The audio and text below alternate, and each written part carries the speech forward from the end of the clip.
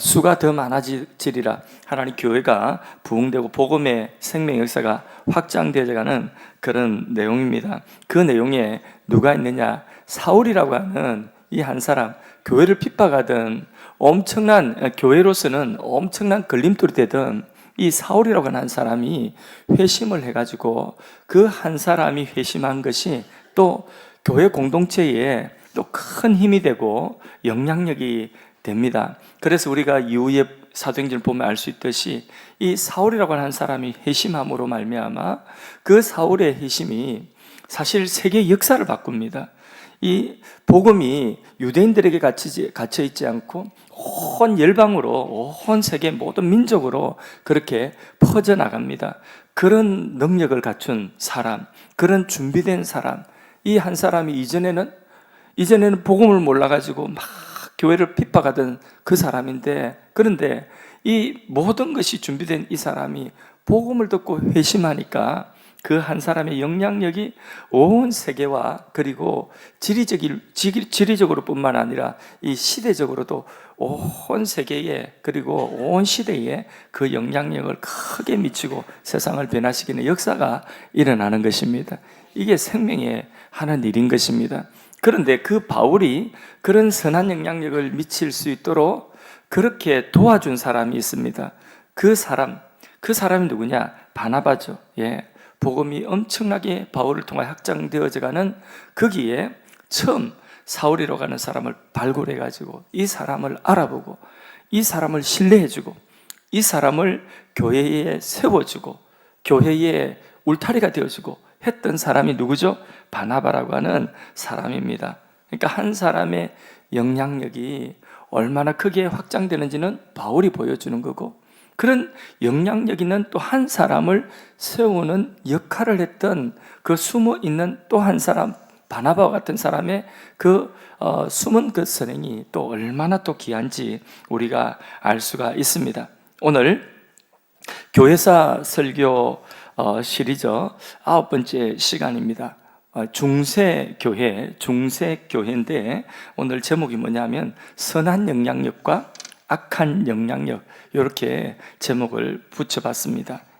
자, 중세교회의 그 시작, 중세가 시작되었고 중세교회 시작에 그 영향력을 천년의 중세 내내 영향력을 미친 두 사람의 중요한 인물, 많은 인물들이 교회사에 나오지만은 그 중세의 그 시작, 중세교회가 시작되는 시점에 중세 천년이라고 하는 긴 세월, 아니 어쩌면 오늘까지 그 영향력을 미쳤던 두 사람의 중요한 인물을 오늘 저녁에 소개를 하고자 합니다. 자, 로마가 동서로 이렇게 나누어졌는데 그 서쪽 로마 있죠. 로마, 이탈리아 반도를 중심으로 한 이 서쪽 로마, 오늘의 서유럽 지역, 그 서쪽 로마가 멸망한 이후에 그 서유럽 지역에는 서로마가 멸망하는 그때부터 세속 역사는 그때부터 중세 시대다 할 때에 서로마가 멸망하는 그 5세기에 그때를 시점으로 해서 중세 시대다 이렇게 이야기를 하거든요. 그런데 이제 서로마가 멸망하고 난 이후에 100년 정도가 지날 무렵에 주 한 600년경에 걸출한 교회에 로마 교회에 걸출한 교황이 한 사람이 등장합니다. 그 사이에 많은 교황들이 있었는데 로마 교회에 교황이 있었는데 그 로마 교회의 교황 가운데서 아주 걸출한 사람이 AD 한 600년경에 나옵니다. 그 사람 이름이 아마 들어보신 분들 많을 겁니다. 그레고리우스라고 하는 사람입니다. 그래서 그레고리우스 1세라고 하는 사람인데 이 사람이 이 로마 그 교황청의 교황인데 이 사람이 워낙 유명하고 걸출한 사람이어서 교회사에서는 세속 역사에서는 서로마가 멸망할 때부터 중세로 보는데, 그런데 교회사에서는 이 그레고리 1세가 등장하는 그때로부터 이 사람이 워낙 교회에 많은 영향력을 미쳤기 때문에 이 사람의 등장으로부터 중세교회가 시작된다. 그래서 중세교회 시대다. 이렇게 이제 중세로 보는 것이 교회사입니다. 자, 이 사람은 서로마 교회가 서로마가 멸망했죠. 서로마 지역이 멸망했는데 이게 뭐 좀 거리고 이렇게 하면 좋겠는데 뭐 이게 이걸 준비하느라고 수요일 날 이게 바빠가지고 이게 시각 자료를 많이 준비 못해서 너무 죄송합니다. 그래도 다 어른들이니까 알아들을 수 있겠죠, 그죠? 예, 제가 설교와 강의의 특징이 하나 있습니다. 안 어렵다는 것입니다. 예, 제가 하면 별로 안 어려워요. 뭐 어렵게 어려운 걸 저도 모르는 걸 이야기할 수도 없고 제가 이해한 대로 그래 이야기하기 때문에 그래 전하기 때문에 안 어렵습니다. 정신만 똑바로 차리면, 정신만 단디 차리면 다 알아들을 수 있습니다. 자, 서로마가 멸망한 이후에 교회도 이제 둘로 동서로 나눠졌다고 했잖아요, 그렇죠? 근데 이제 동쪽 교회, 동방 교회를 정교회라고 해요. 그리스와 특히 이쪽 아시아 지역으로 정교회라고 하고, 서쪽 로마를 중심으로 한, 이탈리아 로마를 중심으로 한 그것을 로마 카톨릭이다 이렇게 한다고 지난번에 말씀을 드렸습니다. 이 로마 카톨릭 교회는 이게 서쪽 로마는 황제가 없어요. 나라가 망해가지고. 그러니까 황제가 없으니까 교회가 힘을 가지고 오히려 이렇게 로마 교황은 오히려 힘이 세워졌다 이렇게 이제 말씀을 드렸습니다. 그런데 교회뿐만 아니라 이 세상 나라도 다스리는 그런 교황이 누구였냐면 바로 그레고리 1세입니다. 그러니까 이제 교황이 없으니까 그러니까 정치적인 나라의 힘이 될 만한 그런 사람이 이제 없는 거예요. 근데 이 교황이 교회의 지도자일 뿐만 아니라 이 그레고리 1세는 그 로마라고 하는 도시, 이 도시가 보호받도록, 이방 민족들에게 보호받도록 그렇게 힘을 쓰고, 그리고 세상 나라에 큰 영향력을 미쳤던, 정치에도 영향력을 미쳤던 그런 사람입니다. 그래서 세상 나라까지 사실 다스렸다고 해도 과언이 아닌 인물이 그레고리 1세입니다. 로마를 괴롭히던 롬바르드족이라고 하는 야만족이 있는데 로마를 계속 괴롭힙니다. 그런데 한번 막 침략할 때마다 로마의 사람들이 약탈당하고 죽고 이러니까 그 롬바르드족과 이 그레고리 1세가 아주 지혜롭게 평화 조약을 맺고 이탈리아 반도 전체에 평화를 가져오게 되거든요. 전쟁하고 막 맨날 불안하게 살다가 평화가 온다는 것, 그건 너무나 큰 축복 아닙니까? 그 교황이 그런 역할을 했던 것입니다. 그리고 권위가 있으니까 질서를, 이탈리아 반도의 질서를 딱 이렇게 잡고 평화를 가져다 주는 그런 사람이었습니다. 근데 이 사람은 복음의 열정도 많아가지고 서유럽 각지로 선교사를 또 막 파송을 하고 그랬는데, 잘 훈련되어진 수도사 40명의 수도사를 서쪽으로 그렇게 선교사로 파송하고 그 선교사들을 계속 지속적으로 관리하고, 그리고 격려해서 선교 열매를 맺겠는데, 잉글랜드 지역, 영국 지역, 그 잉글랜드 지역을 왕이 회심하고 개종하고 나라 전체, 잉글랜드 전체가 카톨릭 국가가 되게 만드는 그런 이제 그 업적도 쌓았던 분. 그러니까 복음 전하고 막 선교사 파송하고 이 너무 잘했던 분이죠, 그죠? 예. 그래서 지금까지도 잉글랜드 그쪽 지역이 다 로마, 아일랜드 이쪽 지역이 다 로마 카톨릭의 영향을 받고 있거든요. 그런데 이분이 이후에 중세 1000년 동안에 로마 카톨릭, 오늘로 말하면 천주교죠. 천주교. 그 천주교의 사실상 우리가 보는 천주교의 그 모습을 사실상 깃털을 놓은 교황이라고 보면 되겠습니다. 그러니까 천년 중세 로마 카톨릭의 그 우리가 보는 저게 로마 카톨릭 천주교에서 하는 거구나 하는 것들을 이 사람이 거의 대부분 다 그 기초를 놓았던 교황입니다. 이렇게 몇 가지 예를 들면, 이분은 음악적인 조예도 굉장히 깊고 재능이 되게 많습니다. 저는 어떤 목사님 같은 경우에는 그 찬양을 하면서 화음도 되게 잘 넣고 기타도 잘 치는 그런 분이 있더라고요. 그런 분 보면 되게 부럽습니다.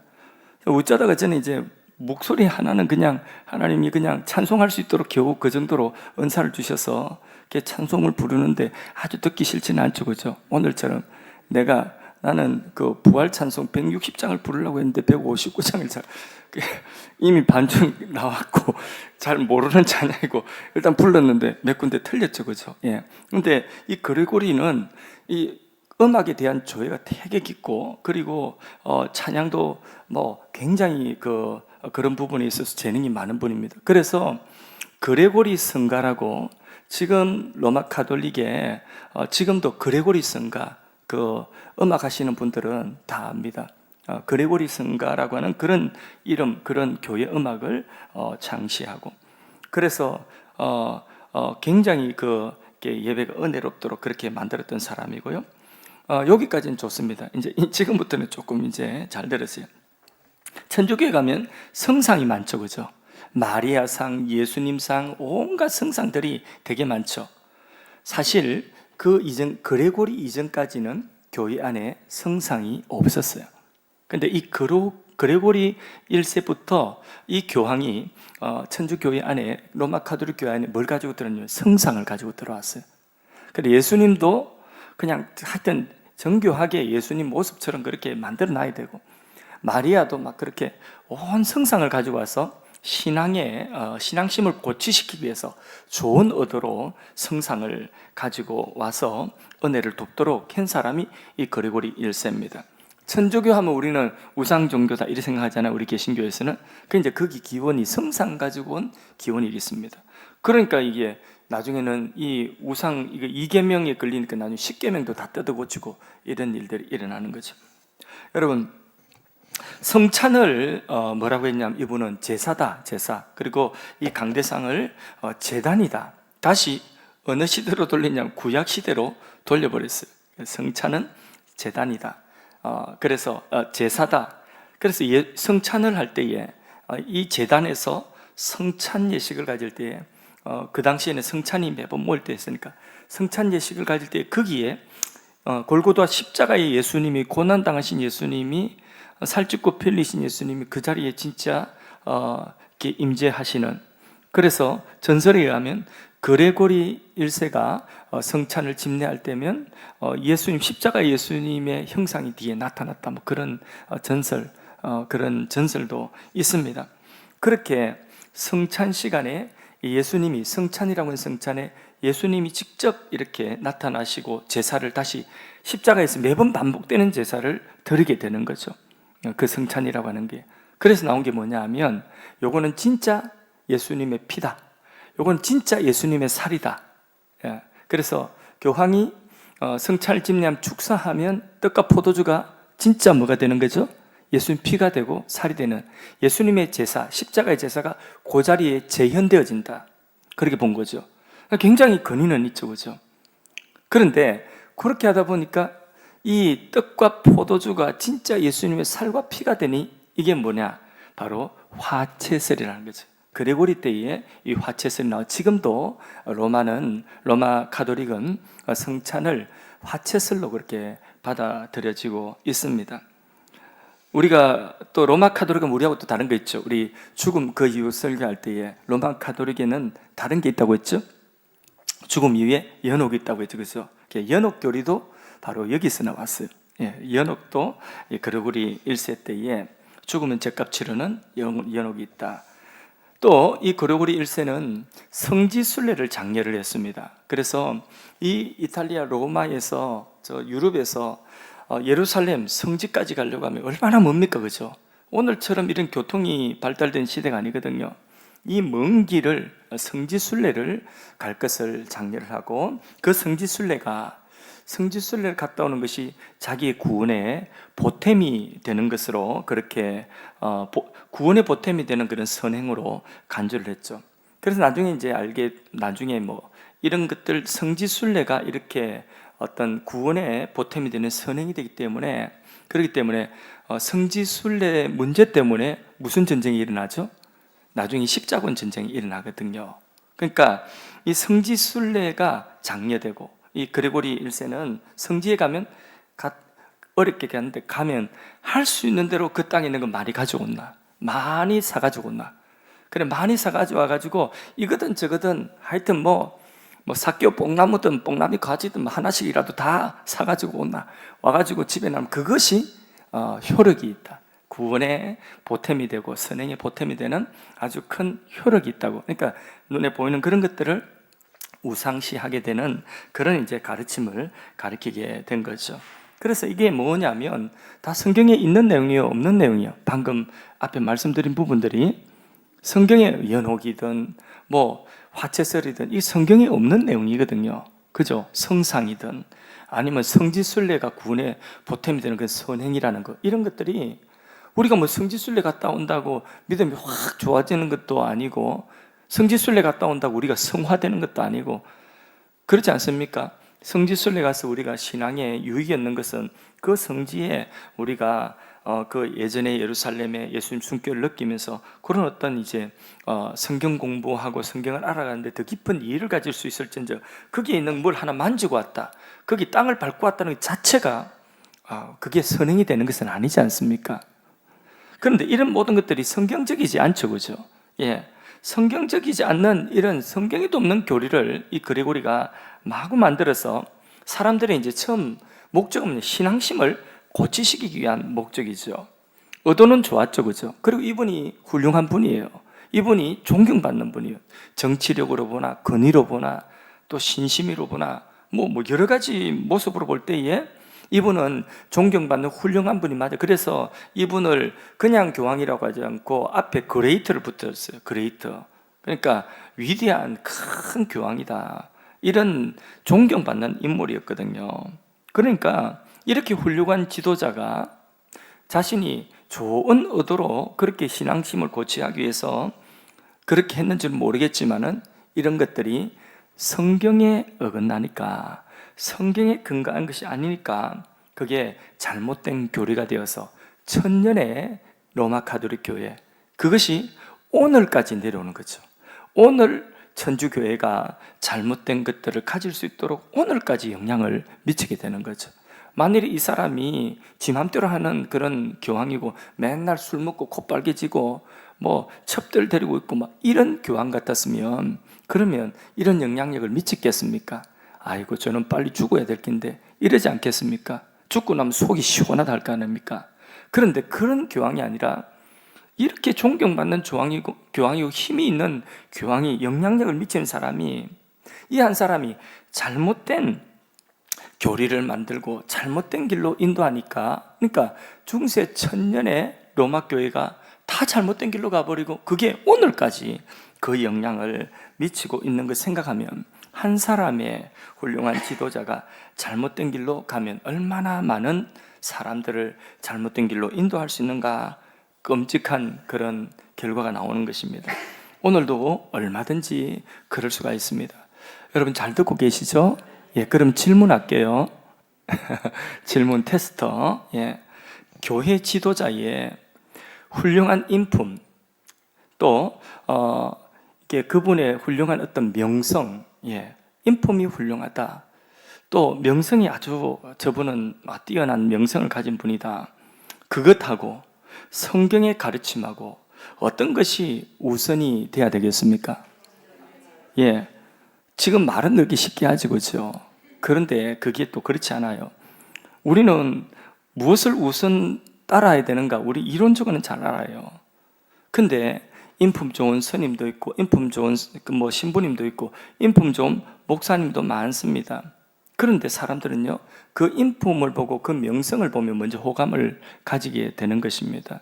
개척교회 목사가, 이름도 없는 목사가 뭐 이렇게 설교를 성경 그대로 설교를 한다, 그건 별로 막 알아주지도 않아요.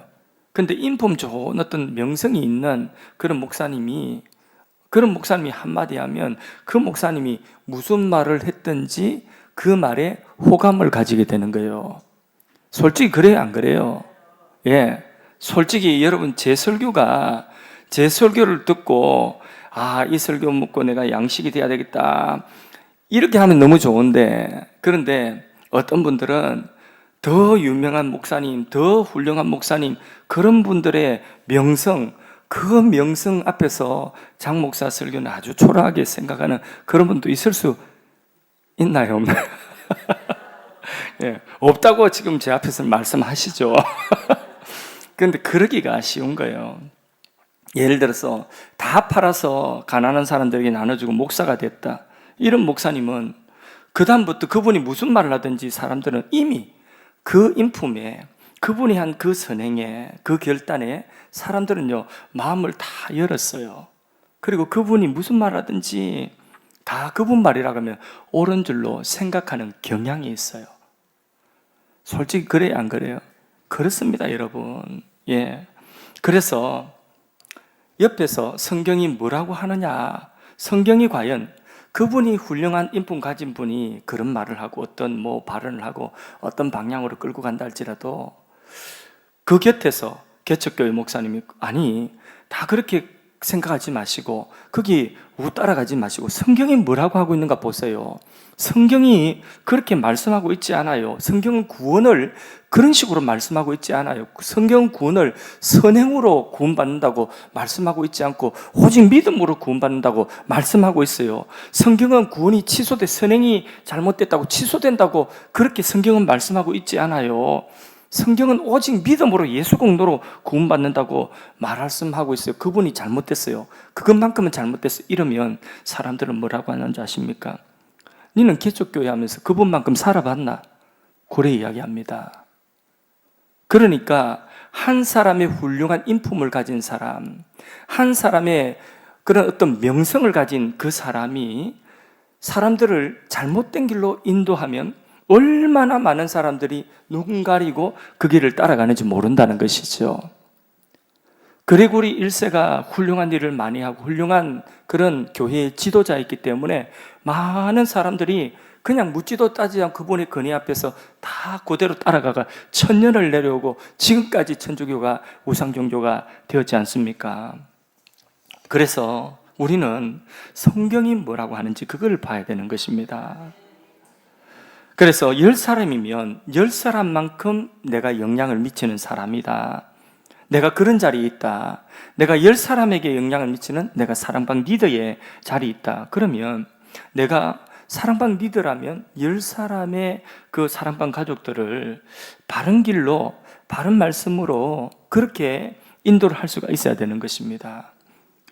그 바른 길, 바른 말씀으로 그렇게 나아가야지 그 사랑방 리더 한 사람이 그 잘못된 길로 이 열심만 가지고 잘못된 길로 끌고 간다면 그러면 10사람의 영향 미친 것만큼 잘못 영향 미친 것만큼 하나님 앞에 그 책임이 크다는 것이죠. 인도하는 사람이나 인도를 받는 사람이나 무엇의 인도를 받아야 돼? 1차적으로 진리의 말씀 인도를 받아야 되는 것입니다. 그래서 저는 예배 드리고 설교 마치고 우리 합심기도 할 때 항상 마음속으로든 제가 입으로든 항상 기도하는 기도 중에 하나가 우리 하늘 사랑의 교회가 진리의 기둥이 되게 하시고 진리의 터가 되게 하셔서 이 강대상에서 항상 진리의 말씀이 잘못됨이 없이 진리의 말씀이 바로 선포되어질 수 있도록 그렇게 기도를 합니다. 진리의 말씀으로 우리는 바른 길을 가야 되는 것이죠. 사람의 인품과 사람의 열심을 따라가는 거 아니에요. 그 사람의 명성을 따라가는 것도 아닙니다. 그러므로 우리 교회가 그리고 우리 신앙이 진리의 기둥과 터 위에 굳건하게 세워져 나가기를 주님의 이름으로 간절히 소원합니다. 자, 두 번째 인물 소개합니다. 두 번째 인물은 누구냐면 게르만족 프랑크 왕인 샤를마뉴라고 하는 사람입니다. 예, 이 사람 보이죠, 그죠? 예, 이 사람도 아주 걸출한 왕입니다. 아까 그 사람은 교황이었고 그레고리 1세는 이 사람은 왕입니다. 프랑크 왕족의 왕입니다.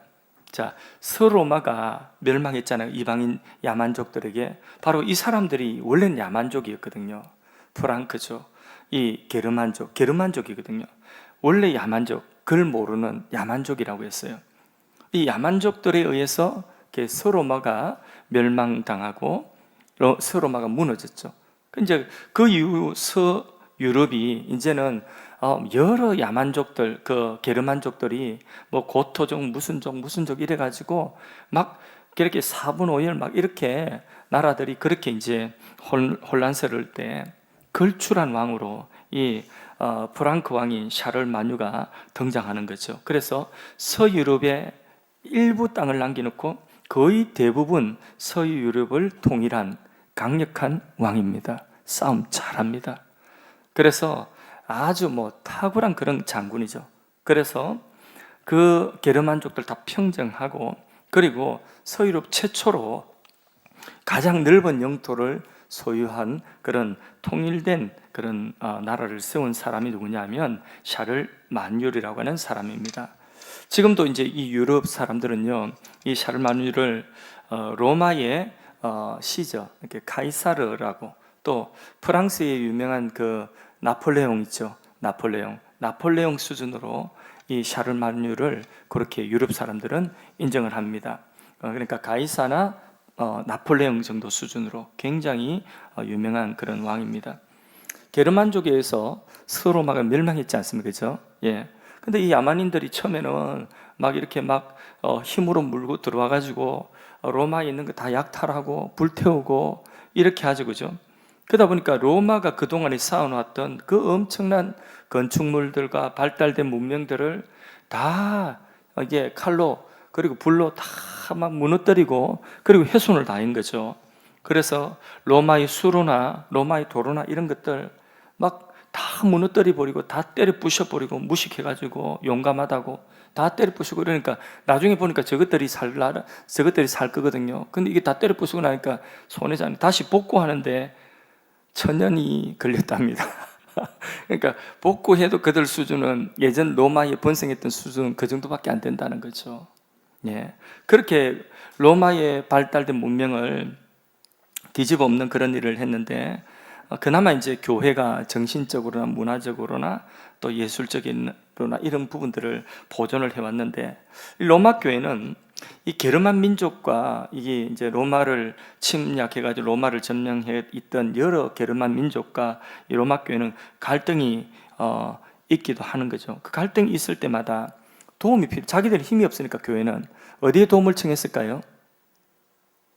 그래도 이전에 같은 제국이었고 같은 또 교회, 그러니까 동로마의 비잔틴 제국이죠. 예. 그러니까 기독교 국가인 그 동로마 비잔틴 그 제국의 도움을 청했던 거죠. 그럼 비잔틴의 왕들이 와가지고 그 게르만족도 대신 싸워주기도 하고 교회를 보호해주기도 하고 로마 교회를 보호해주기도 이렇게 했거든요.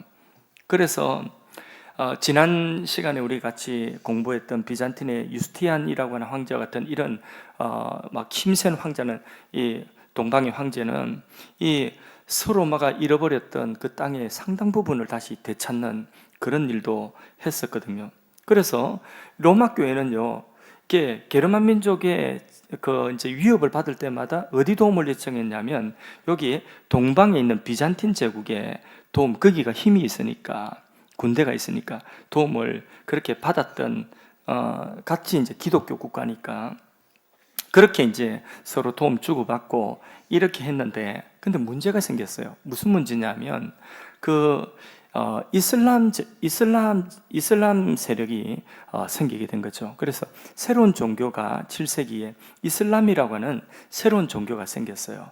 그래서 이 동로마 제국 옆에 이쪽 편에 이슬람이 그 마호메트가 그거는 이제 다음 시간 할 거예요. 그래서 이슬람이라고 하는 종교가 생겨서 이 이슬람 세력들이 무력으로 계속해서 동로마를 계속해서 비잔틴 제국을 계속 침략하는 거예요.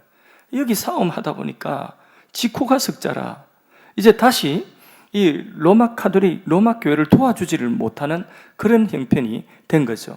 그러니까 게르만족의 그 위협을 받을 때 로마 교회가 그러면 힘이 없으니까 어딘가 도움을 받아야 되는데, 그런데 구세주처럼 등장한 인물이 누구냐면 샤를마누 이 왕입니다. 샤를마누라고 하는 왕입니다. 이 사람이 이제 신앙을 가지고 있었던 사람이에요. 그래서 기독교인이에요. 이 사람이 신앙이 있었던 사람이었기 때문에 이 로마 교회와 이 게르만 민족과의 그 어떤 그 사이에 그 이제 이 샤를마리 왕이 중요한 역할을 하는 그런 이제 시대적인 요청이 있는 거죠.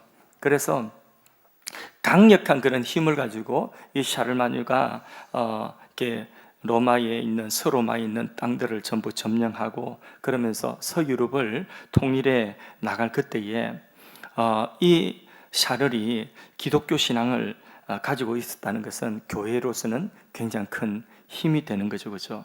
그래서 로마 교황청을 그 당시에 위험하던 롬바르드족이라고 하는 그 게르만 이방 민족이 있는데 그 롬바르드족으로부터 이렇게 샤를이 가서 그것들을 쫓아내고 그리고 교회를 보호해 주었죠.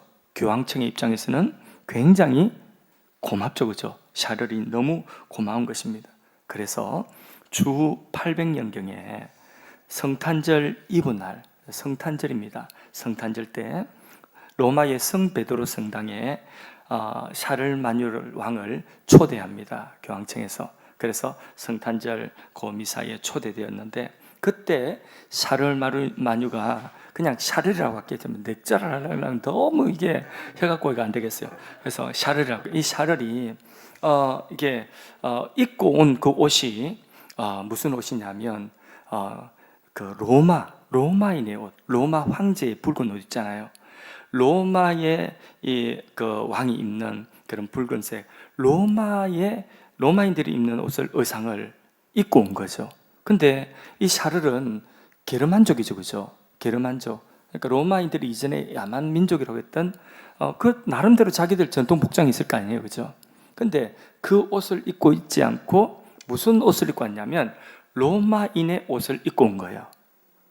그리고는 그 당시에 교황이었던 레오 3세가 이 샤를에게 준비했던 왕관을 씌워줍니다.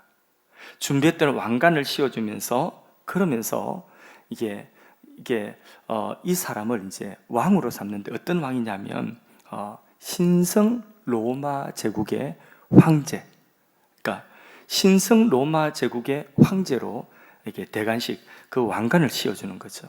그래서 이 샤를이 레오 3세 교황이 너무 고마워가지고 이 샤를에게 뭘 주느냐, 이 로마를 다시 하나님의 왕국으로 만들어 달라. 또 이 샤를도 자기가 교회의 보호자고 그리고 이전에 로마의 그런 그 로마의 영광을 다시 회복하되 자기가 하나님의 왕국으로서의 로마를 만들겠다.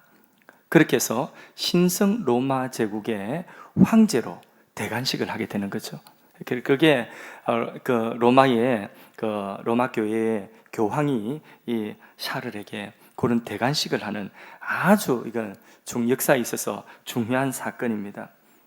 그러면서 그때에 이 샤를의 이름을 외치고 그 로마의 그 영광, 그러니까 로마의 옷을 입고 있다는 것은 이제 자기는 더 이상 게르만 민족이라기보다는 이 로마를 자기가 이전의 로마 영광을 회복하되 그 로마는 그냥 로마가 아니라 어떤 로마냐? 하나님의 왕국된 로마. 그러니까 하나님의 왕국으로 만들겠습니다. 신성 로마 제국이라는 거죠. 그래서 들어보셨죠? 신성 로마 제국이란 말. 그래서 그 황제가 되고 교회의 수호자가 되기를 자처합니다. 그래서 이전에 콘스탄틴 대제처럼 그런 위치에 서게 된 거죠. 그래서 교회나 수도원이 뭐 다른 이방 민족이나 야만 민족들에게 침략당할 때에 그때에 샤를이 나서가지고 칼로 그들을 다 굴복시키고 교회를 보호해 줍니다. 교회는 이 샤를에게 너무 감사하고 고마운 거죠, 그죠? 근데 이 샤를이 글을 모릅니다. 라틴어를 모릅니다. 읽을 줄은 아는데 쓸 줄은 모르는 거. 우리도 한자를 보면 많이 봤기 때문에 읽을 줄 아는데 쓰라고 하면 안 써지는 거. 그와 같이 이 샤를은 라틴어를 로마어를 읽긴 하는데 쓰지 못하는 그런 문명입니다. 근데 이 사람이 이제 로마 그 넓은 땅덩어리를 신성 하나님의 왕국으로 만들려고 하니까 자기가 뭐 아는 게 있어야지, 그렇죠? 싸움만 잘했지. 그러니까 그런 하나님의 왕국 도성으로 만들기 위한 책사가 있어야 되는 거예요. 훌륭한 사람이 있어야 되는 거죠. 그래서 훌륭한 사람, 우리나라 태조 이성계가 조선을 세웠을 때에 그 조선 왕국을 이게 디자인한 사람 있잖아요, 그죠? 그 사람 유명한 사람 누구죠? 정도전이죠. 정도전과 같은 그런 사람을 찾은 거죠. 그래서 알퀴니라고 하나, 원래 이름은 알쿠이누스인데 그냥 줄여서 알퀴니라고 부를게요. 저도 이렇게 이 알퀴니라고 하는 사람은 굉장히 그 수도사, 이 사람은 사제인데 신학자인데 굉장히 학문에 뛰어나고 경건한 신앙이었습니다. 그래서 개혁의 파트너로 그렇게 세워가지고 그 서로마 제국을 이제 하나님의 왕국으로 만드는 그런 디자인을 하는 거죠. 그래서 원래는 이 샤르라고 하는 사람은 힘이 있었기 때문에 점령해가지고 네 세례 받을래 안 받을래, 세례 안 받겠다면 다 죽여버립니다. 잔인하게 그냥 죽여버립니다. 가차없이 이렇게 엄격하게 이 사람은요, 사순절 막 이 절기 같은 거 엄격하게 힘으로 무조건 다 밀어붙인 사람, 신앙도 힘으로 밀어붙인 사람이죠. 그래서 사순절 지켜. 그러면 사순절 때부터는 고기 못 먹어. 사순절 때는 또 금식해야 돼. 마치 이슬람 사람들, 무슬림들이 라마단 하듯이 금식하고 이렇게 하는 거죠. 이런 전통 때문에 사순절 되기 전에 일주일 전에 마음껏 고기 먹고 술 먹을 수 있는 카니발이라고 하는 그런 전통도 이때 생겨난 것입니다. 왜냐하면 사순절 때문에 고기 못 먹으니까. 그러니까 그 사순절 전에 일주일 전에 카니발 축제, 마음껏 고기 먹고 마음껏 술 먹는 그런 이제 축제의 기간을 즐기고 사순절로 들어가는 이런 이제 카니발이 뭔지 아시죠? 자동차 카니발 말고 있어요. 예, 그런 카니발. 예. 그래서 예를 들어서 공무원이다, 국가 공무원이다 이러면 공직에 있는 사람은 누구든지 다 줄을 지켜야 돼요. 그리고 월급 받으면 11조 무조건 해야 돼. 그리고 또 절기 무조건 다 절기 행사 다 참여해야 돼. 만약 참석하지 않고 11조 안 내고 이러면 잘리는 거예요. 강제적으로 이 모든 신앙을 칼로 신앙을 강요했던 인물이 샤를인데, 이 알킨이 이제 이 샤를을 도와서 신성 로마 제국을 하나님의 왕국으로 만든 데 있어서 이 사람은 그 왕이 잘못된 것들을, 그는 인간적인 열심이죠. 이 잘못된 것들을 하나님의 말씀으로 하나하나 바로잡아 고쳐나가기 시작하는 거죠. 그래서 신앙은 그렇게 강제해서 되는 것 아니다. 그런 식으로 강제 개종하지 마라. 강제로 세례를 주는 것, 그거 하지 마라. 그러면서 말씀대로 해야 된다. 이렇게 하나님의 말씀으로 바른 신앙 위에서 하나하나 기억해 나가도록 노력을 합니다. 그러면서 수도원을 설립하고 그리고 신앙을 기억하는데 그 수도사들의 그 실력이 영 안 좋거든요. 그래서 오늘도 목회자의 자질이 굉장히 낮고 목회자 수준이 낮아가지고 사람들이 목회자를 인정하지 않고 막 이렇게 무시하는 이런 경향들이 있는데, 그런데 그 당시에도 이 수도사들, 이 성직자들의 수준이 아주 학문적인 수준이 낮다 보니까, 그러니까 엉뚱한 그 신앙 행위를 하는 거예요. 이런 것들을 개혁을 다 하는 거예요, 이 사람이. 그래서 수도사들의 자질, 사제들의 자질을 향상하기 위해서 뭐 할까요? 공부시키죠. 그래서 공부를 하는데 수도원 안에 학교를 세우고 또 일반 학교도 세웁니다. 일반 학교도 세워가지고 거기에 커리큘럼에 수학, 기하, 음악, 또 철학, 이런 오늘 시대에 그런 그 대학의 교과 과목들 있잖아요. 이런 서구 대학의 중요한 교과 과목들, 이런 교과 과목들을 거기에 다 넣습니다. 그래서 그 학교에 누가 다니느냐? 그 학교에 그냥 평민들도 다니고 귀족들도 다니는데, 평민들 자녀나 귀족들 자녀냐 책상이 똑같도록 같이 동등하게 그렇게 공부를 할 수 있도록 해줬어요. 굉장히 혁명적이고 굉장히 획기적이죠. 예. 이런 것들을 한다고 하니까 샤를이 그거 다 하라는 거예요. 하여튼 돈도 다 대주고 다 할 테니까 네가 하나님의 왕국으로 만들어 보라니까. 그러니까 이 사람이 그렇게 하고 있는 거죠. 그리고 이게 바로 뭐냐면 오늘날 서구 사회에 공립학교 있죠. 공립학교의 기원이 된 거죠. 그리고 많은 문학 작품들을 장려합니다. 훌륭한 학자들을 초빙해가지고 아카데미를 만들고 그리고 거기에 재정을 지원하고, 그 이전에 이 샤를 이전에 그 당시에 도서 그 사본들이 한 1800개 정도가 그 당시에 서유럽에 있었다고 합니다. 그런데 샤를 통치하는 그 재임 시간에, 그 기간 동안 7,000권의 문학 작품들이 새로 필사되거나 새로 또 이렇게 나오거나 이렇게 했다는 거죠. 그러니까 얼마나 많이 학문을 또 장려했는지 모릅니다. 그래서 서유럽 전체가 원래 야만족이었죠. 야만의 옷을 벗게 되는 거죠. 그리고 문명의 옷을 입게 되는, 그래서 서구 계몽주의의 그 출발이 되는 것이 누구냐? 이 샤를이라고 하는 왕이 한 업적입니다. 근데 자기가 싸움은 잘하는데 이 자기가 할 수 있어요, 없어요?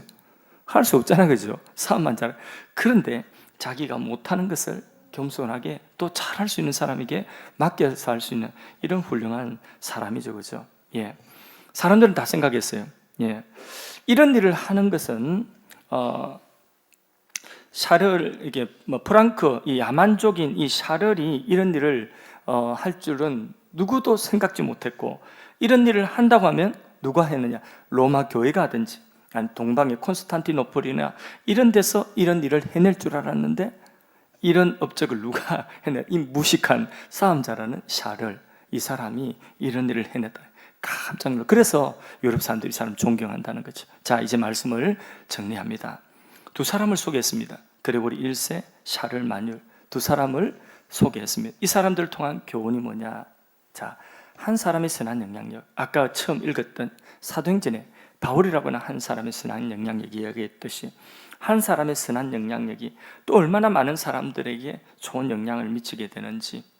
이 샤를 같은 경우에는 원래대로 하면 힘 있는 그냥 폭군, 힘 있는 땅 많이 차지한 그런 임금 정도인데, 근데 그가 신앙을 가지고, 그 신앙의 힘을 가지고 그 신앙의 말씀에 지도하는 대로 따라가니까 전 유럽, 서유럽을 변화시키는, 서유럽을 이 야만에서 문명으로 돌아서게 하는 이런 사람이 되는 거죠. 자기가 생각하는 대로 막 개종하고 이런 것이 아니라 자기 잘못된 것은 잘못된 것으로 말씀으로 또 이렇게 변화되어지는, 잘못된 것을 고쳐나가는 이런, 그래서 유럽 전체가 이렇게 발전하게 되는 이런 변화가 일어나게 되는 것입니다.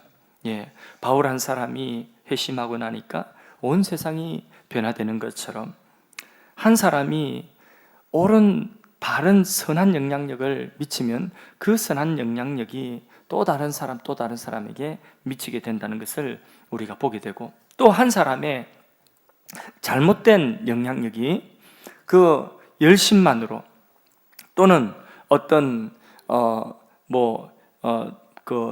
뭔가 이렇게 명성, 뭔가 열심 이런 것만으로 이렇게 말씀이 아닌 그 잘못된 방향의 영향력을 미치는 것도, 그것도 얼마나 오랫동안에 교회가 우상 섬기는 그런 자리로 나아가게 되는가 하는 것을 우리가 보면서, 이렇게 진정한 영향력, 우리가 참된 선한 영향력, 그 영향력이 무엇인지 오늘 우리가 말씀을 통해서 깨달아야 되겠습니다.